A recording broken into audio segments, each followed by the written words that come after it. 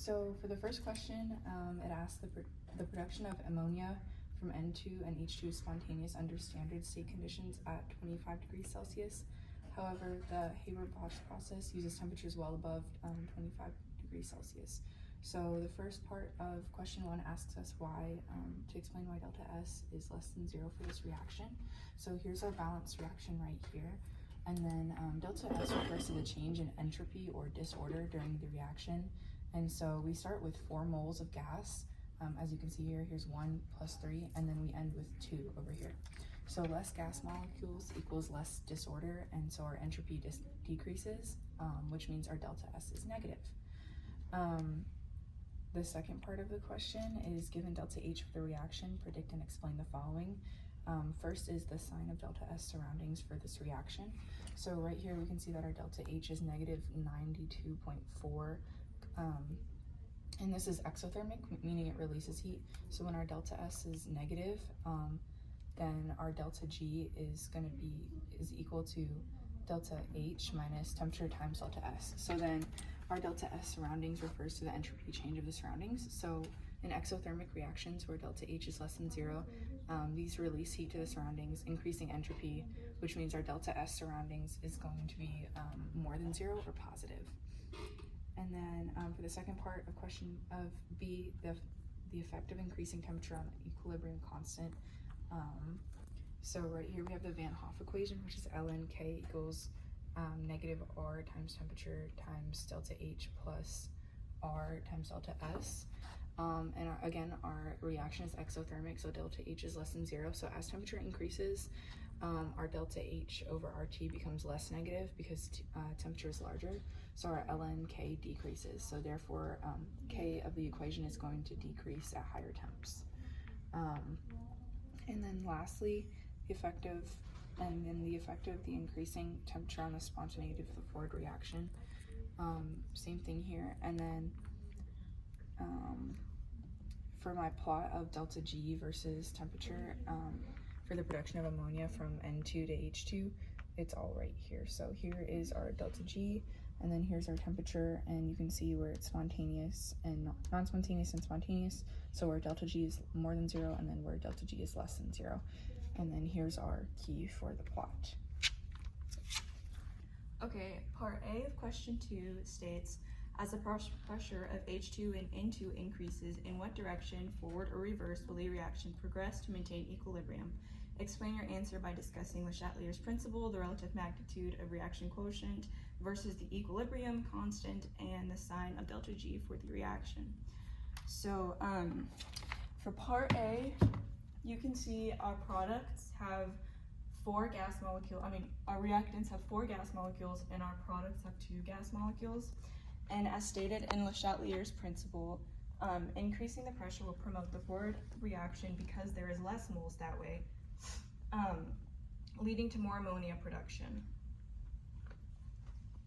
It's like a seesaw. If there are more reactants than products, then the seesaw would look like this, and it'd have the shift to the right to reach equilibrium again, which produces more product. Therefore, shifting the equilibrium to the right promotes the forward reaction.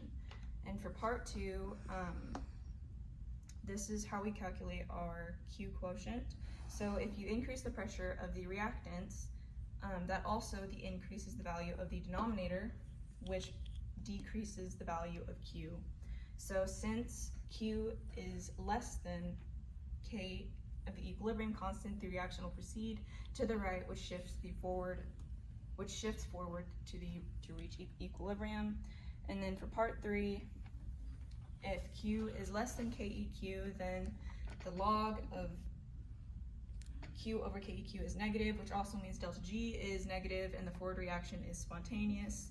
So if Q is too small, meaning too many reactants compared to products, the system wants to make more products, which promotes the forward reaction, which makes this a spontaneous reaction. This supports the previous explanations of making more ammonia. And then for part B, based on thermodynamics and Le Chatelier's principle, high pressures favor the forward reaction because there are fewer gas molecules on the product side. This increases yield of ammonia.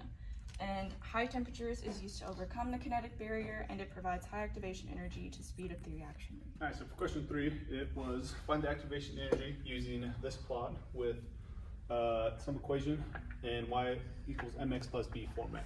So using the natural log of the Arrhenius equation, you have natural log of k equals activation energy over that constant times 1 over temperature in Kelvin, the natural log of A. And so use the slope to find from the graph and from the equation and set them equal to each other, and then solve for activation energy. And so activation energy becomes 503.19 kilojoules per mole. And part B will briefly explain how the catalyst speeds up the reaction, and quantify explain how the catalyst will change the features of the plot. So catalyst lowers the activation energy, and it does this by providing an alternate pathway through the reaction. So if we lower the activation energy, that means overall the magnitude of the slope is going to decrease. So therefore our slope is going to be not as steep, and so it'll be more of a line like that. So for 4A, it says to calculate the reaction quotient Q for this reaction, if K EQ, the equilibrium constant, is 4.34 times 10 to the negative third at the reaction temperature, will this reaction proceed spontaneously in the forward or reverse direction to reach equilibrium? So for this, we first calculated our Q quotient, which is 0.0064, and then we have our KEQ, or our equilibrium constant. So given this, we compared our calculated Q with our KEQ, and Q is greater than KEQ.